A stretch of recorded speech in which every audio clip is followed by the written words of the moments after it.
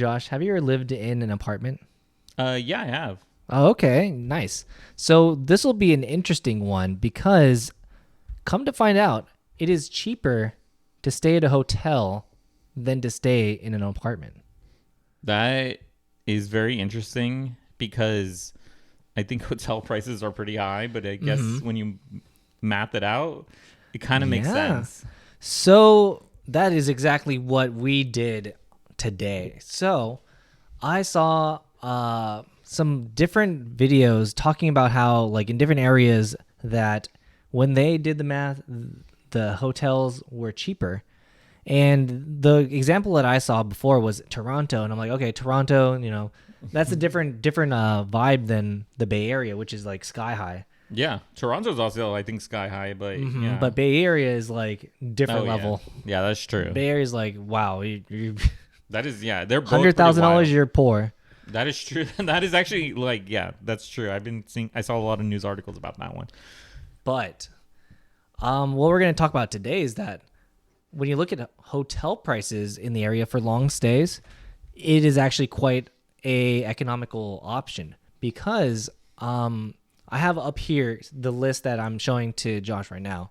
And you can see that for the Quality Inn, which is 20 miles away from San Jose, you are going to be spending $2,758 for a month. God. Per month. Yeah. So, okay, it's like, okay, great. And then like for Torchlight, I mean, like some of these are like not the greatest hotels, but I mean, it's still cheaper. Like, You okay, just here's need a place to sleep. yeah, Super 8 Motel, $2,115, and that includes breakfast. So you get that includes breakfast. You get breakfast for a whole month. Oh my God. Breakfast.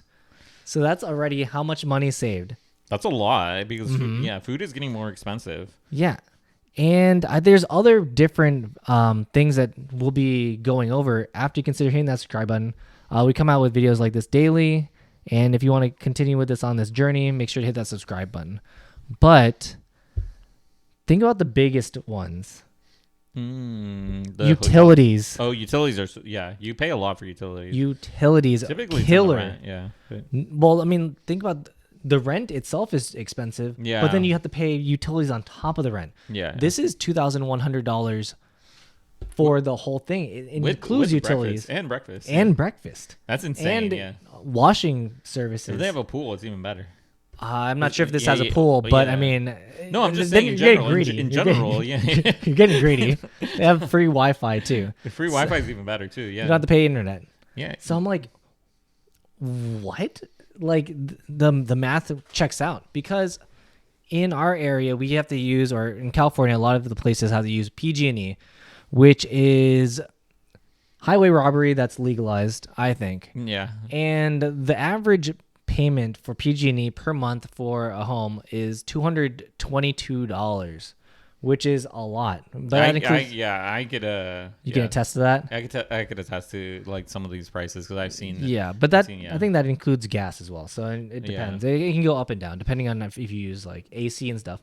But that's included in the. It's included with the hotel. The hotel pays for the AC. This is actually like the hotel room's AC'd. This is actually like a very smart move because it's like essentially like if you need like a place to stay for like a month or 2 months, then imagine that you get to stay there the whole time. You can typically go in and make a deal with the hotel and do long stays.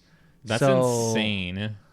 I'm just saying that is way cheaper. And if you decide that maybe I should own the place, like own the hotel. No, as in own a place like a house. A house, yeah.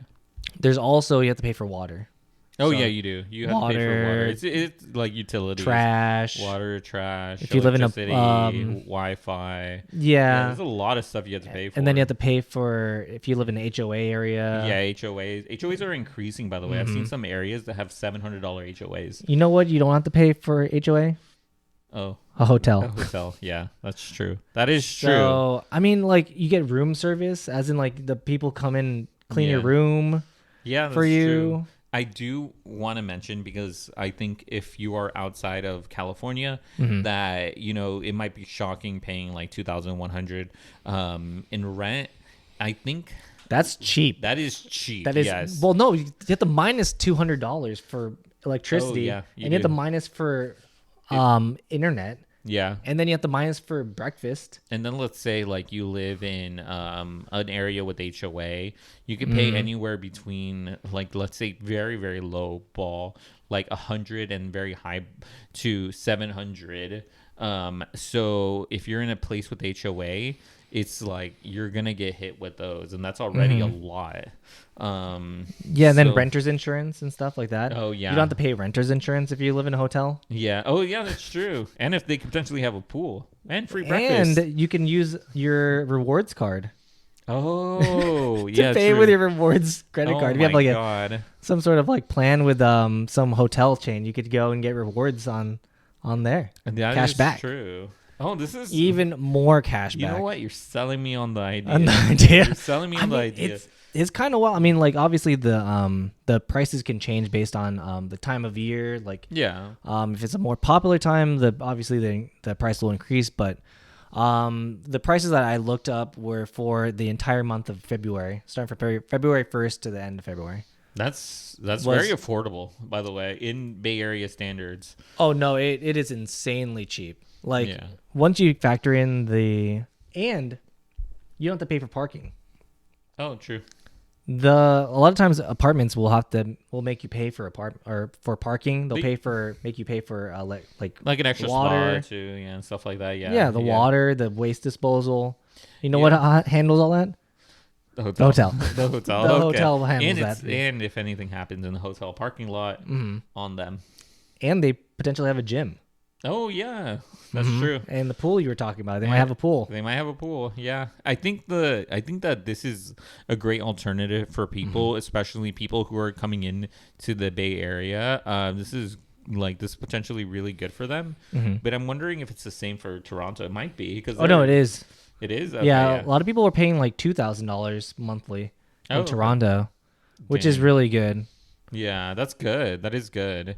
It's crazy because renting prices, at least from what I heard now, are stabilizing, but before they were coming up pretty high. Yeah. So hopefully rent prices do go down so people don't have to live in hotels because hotels aren't for everyone. Yeah. But I mean, yeah. if you need a place to stay, like the other alternatives I've been seeing were people living in storage units for similar reasons. Storage units are even cheaper, but it's less, I don't think it's more frowned upon to live in a storage unit. Yeah, I think they kick you out too if you live in a storage unit. You have to get found out. Yeah, if you get found out, I don't think if you're in a if you're in a hotel, they're gonna kick you out if you're staying there for an extended period of time. I mean, they could, but it'd be harder. It's essentially, it's a short-term lease, essentially. What's happening. Yeah, Yeah. short term, but I mean, you can go and Extend it, but also like negotiate. But I do wonder like what the cost delta would be, because if you think about it, the other popular alternative around here are RVs. Oh yeah, Or that's living true. in your car. So for RVs and stuff, you have to buy the RV and however much that costs, maybe like 20 on the very low end for like if it can barely run, but like it could go way higher than that, because I know like the Mercedes vans can be very expensive. You're forgetting about RV landlords. Oh yes. That was a Yes. wild one. Yes, you're forgetting about the RV landlords, and that is a different industry within itself. Yeah, but I mean that one is okay. That RV landlords are cheaper than hotels. Okay. Yeah. Okay. I think they paid they were charging like maybe $700 a month. Yeah. So it was much cheaper, but I mean at that point you're not getting the same luxuries as a hotel, which is not the same luxuries as an apartment. Yeah. But it's definitely cheaper. Yes, but in the hierarchy of things, I think that's probably the cheapest The cheap because you don't have to buy the RV. You could live in your car, and then That's true. But you have to buy the car or live at work. You could live at work. Yeah, a lot of people just use the amenities at work. That's true. Yeah. Or use a gym. Yeah. But I do want to hear your thoughts on down below. Have you ever thought about the different ways to save money, because I know I have, where it's like, oh well, where can I save like a lot of money that's kind of evaporates because of like apartment bills. I'm like, if I could just go and live in a hotel, yeah, that's like an extra, like, I don't know, probably $1,000, all said and done. Truthfully, Yeah. like you could use that for literally anything else. I'd rather to save up for a house. I don't know, that's a whole different topic. That's a whole different beast. Yeah. But just create a PO box. If you guys live in a hotel or are thinking about living in a hotel, leave them in the comments below. Yeah, let us know. Is it worth it, or what are the things that you didn't expect to happen, or like didn't expect to, be a problem? Because I do think like maybe having your neighbors change out and be annoying could be pretty bad true. if you live there forever. Yeah. But yes, let us know in the comments down below.